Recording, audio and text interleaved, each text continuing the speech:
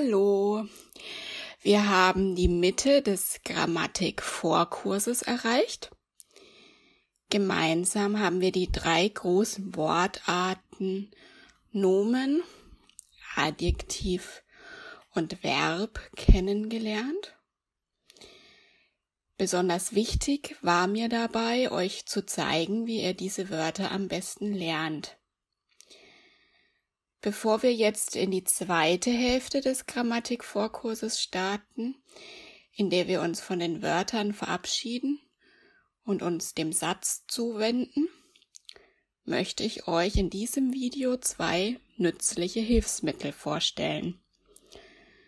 Ich werde euch 2 Internetseiten zeigen, mit denen ihr arbeiten könnt.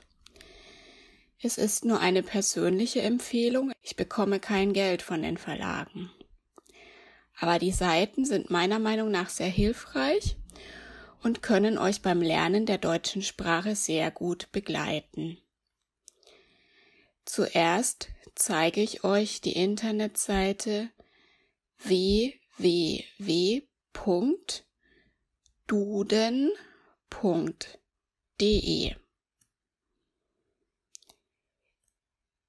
Ich gebe das hier in die Google-Suche ein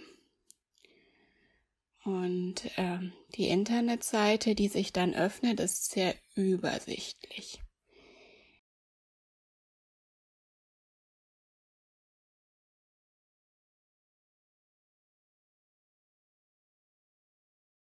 Hier in diesem Feld geben wir das Wort ein, das wir suchen.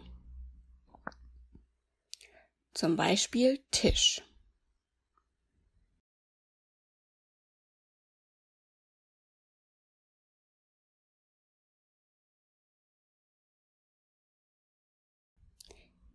Wir müssen das dann noch einmal auswählen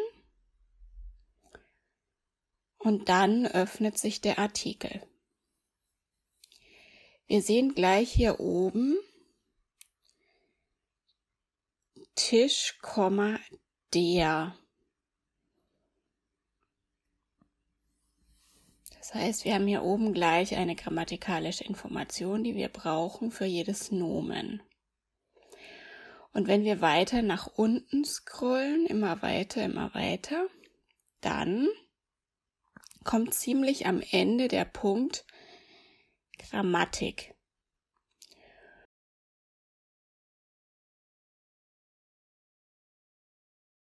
Und hier sehen wir alle Formen des Nomens. Das ist besonders auf dieser Internetseite. Also ich kenne keine Internetseite, wo wir sonst alle Formen des Nomens finden können. Und wenn ihr euch manchmal nicht sicher seid, wie jetzt ein Nomen gebildet wird, dann könnt ihr hier immer mal wieder nachgucken.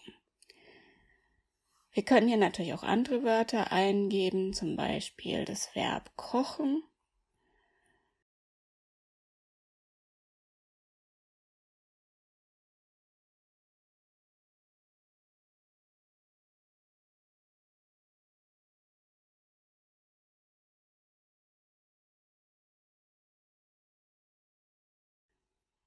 Und dann kriegen wir auch wieder ganz viele Informationen und unten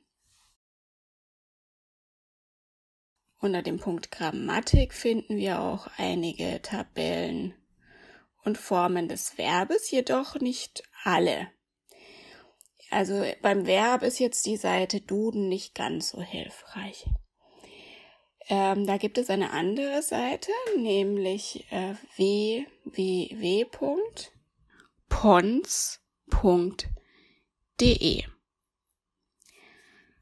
Diese Internetseite ist ein klassisches Wörterbuch. Hier können wir Übersetzungen in verschiedenen Sprachen suchen.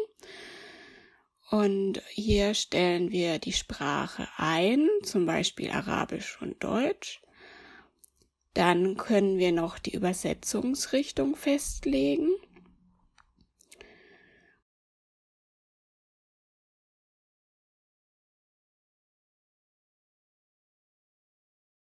Und hier gibt es auch eine Tastatur Meine Tastatur am Computer ist zum Beispiel Lateinisch und da hilft mir das sehr, wenn ich das auf Arabisch hier so eingeben kann. Dann schreiben wir hier das Wort und bekommen dafür dann eine Übersetzung oder verschiedene Übersetzungsvorschläge. Und wenn es jetzt zum Beispiel ein Nomen ist, dann bekommen wir hier auch einen Hinweis zum Genus. Leider gibt es jetzt bei Pons für Nomen keine weiteren grammatischen Informationen. Pons eignet sich aber sehr gut bei Verben. Also wenn wir zum Beispiel hier ein Verb eingeben, wir nehmen wieder das Verb kochen, dann gibt es hier die Möglichkeit Verbtabellen öffnen. Und das ist dann wirklich wunderbar. Also da kriegen wir eine richtig große Übersicht über alle möglichen Formen des Verbes kochen. Also wenn ihr mal irgendwie ein Problem habt mit einem Verb, dann empfehle ich euch diese Internetseite. Da könnt ihr wirklich ganz großartig alles Mögliche sehen, was ihr braucht. Natürlich gibt es bestimmt in eurer Herkunftssprache im Internet auch super Wörterbücher. Die könnt ihr immer gerne benutzen, das ist gar kein Problem.